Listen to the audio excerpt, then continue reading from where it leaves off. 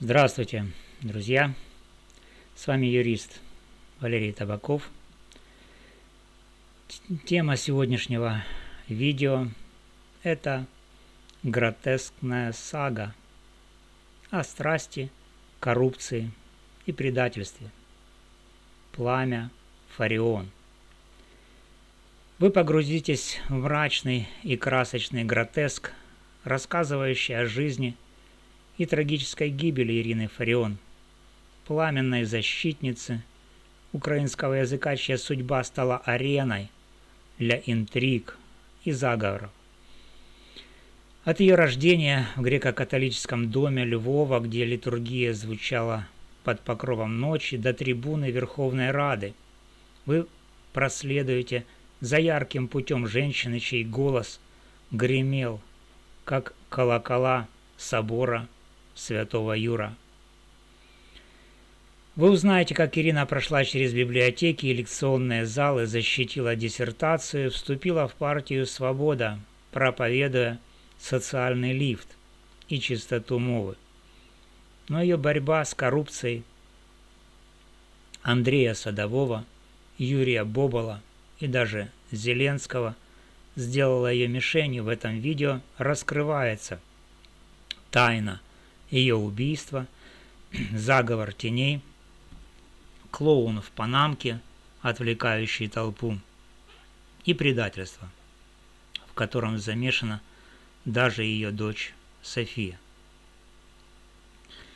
Кто стоит за выстрелом в ночи? Садовой, Бобола или Жорин? И как невинный Зинченко стал козлом отпущения? Погрузитесь в эту драму, полную страсти, предательства и львовского шарма, где правда, как брусчатка, остается вечной. Вперед! Это история о пламенной душе, чей голос гремел, как колокола собора Святого Юра, и о тенях, что погасили ее свет. В 1964 году в скромном доме на окраине Львова, где запах ладана смешивался с ароматом свежесваренного борща, родилась Ирина Фарион. Ее родители, простые труженики, были столпами греко-католической веры.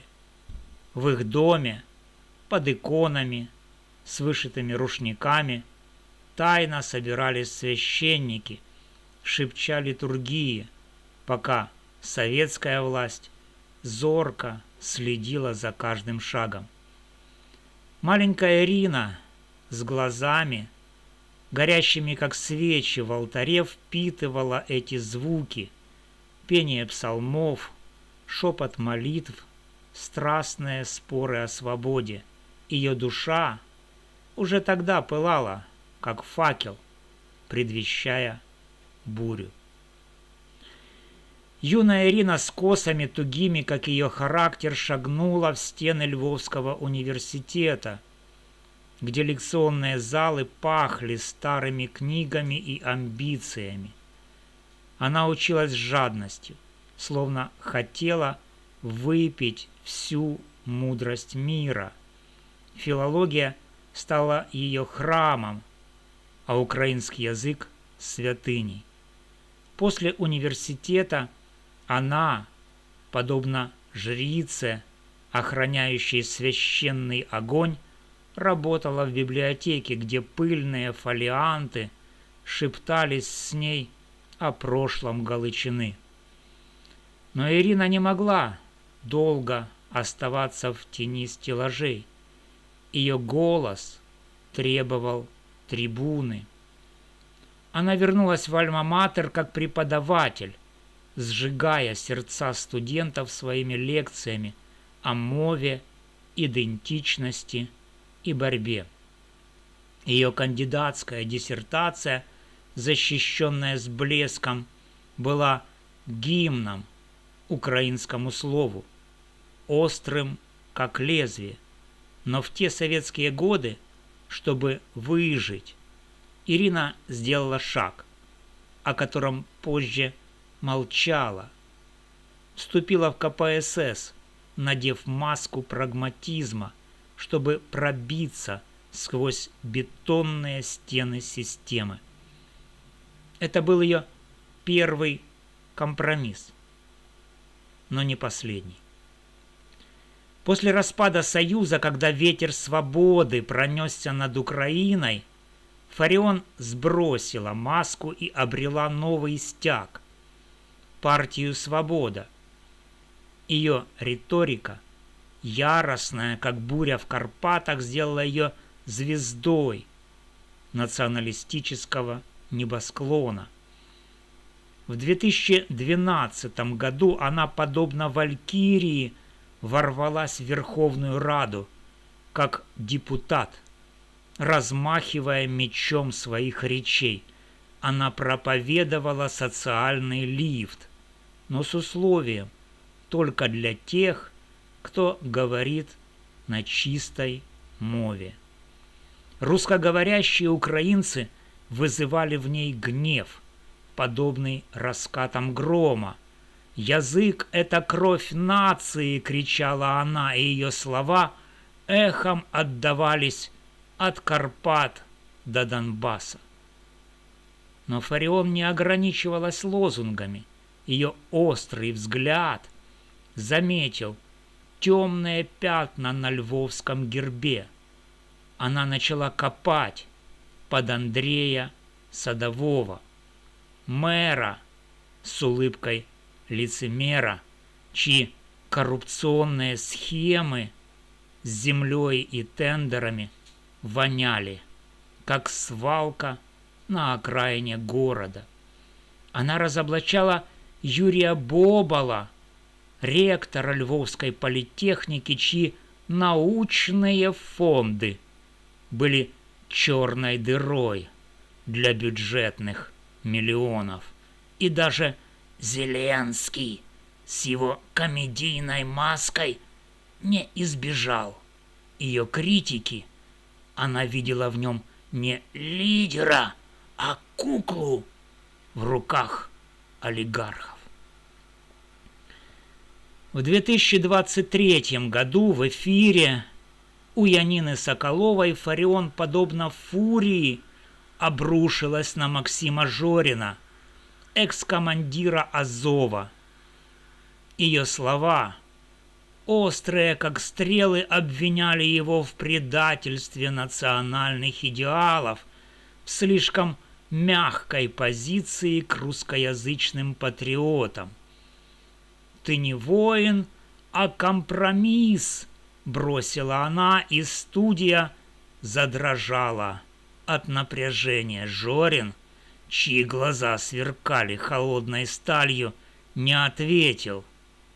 Но в тот момент, говорят, тень мести зародилась в его сердце. Ее страсть к мове привела к неожиданной дружбе. Ирина познакомилась с Галиной Помылуйко, женщиной с душой поэтессы и сердцем воина. Вместе они написали книгу «Гимн украинскому языку», сотканный из пламенных эссе и исторических аллюзий. Эта книга, словно факел в ночи, освещала их общую мечту о нации, объединенной словом, но для Ирины русскоговорящие украинцы оставались предателями. Ее ненависть к ним, как яд, отравляла ее собственную душу, делая ее уязвимой. Львов, 2024 год. Фарион стала угрозой для могущественных. Ее разоблачение коррупции Садового, Бобола и их покровителя Зеленского били как молот по наковальне. В темных коридорах власти родился заговор. Садовой с его слащавой улыбкой и панамкой скрывающей лживые глаза, Бобола, чьи очки отражали жадность, и Жорин, чья душа была закалена войной, встретились под покровом ночи. Зеленский, чье имя упоминалось лишь шепотом, дал молчаливое согласие. Решайте чисто. Чтобы отвлечь внимание, они наняли клоуна, нелепую фигуру в яркой панамке и огромных очках, который разыгрывал спектакли на улицах Львова, разбрасывая листовки о мове. София, дочь Фарион, поддавшись уговорам Садового о защите матери, стала невольной соучастницей. Ее сердце разрывалось, но деньги и обещания заглушили совесть. Ночь. 19 июля 2024 года была душной, как предчувствие беды. Фарион шла по львовской брусчатке. Ее шаги отдавались эхом, словно последний аккорд органа. Из тени выступил наемник, безликий, как сама смерть. Один выстрел, и пламя Фарион погасло. Ее кровь смешалась с пылью старого города. Клоун в панамке тем временем разыгрывал очередной фарс у памятника Шевченко, отвлекая полицию и толпу. Зинченко, фанатик-одиночка, был избран козлом отпущения. Его посты в соцсетях, полные гнева против Фарион, стали идеальным прикрытием. Садовой, Бобола и Жорин, сидя в тайной комнате под ратушей, подняли бокалы за чистый Львов.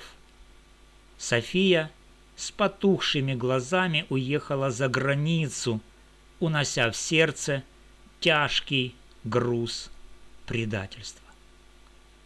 Львов продолжал жить, кофейни гудели, туристы фотографировали Львов на фасадах, а клоун в панамке растворился, как мираж. Зинченко, осужденный по сфабрикованным уликам, кричал о своей невиновности, но его голос тонул в равнодушии. Фарион, женщина-факел, стала легендой.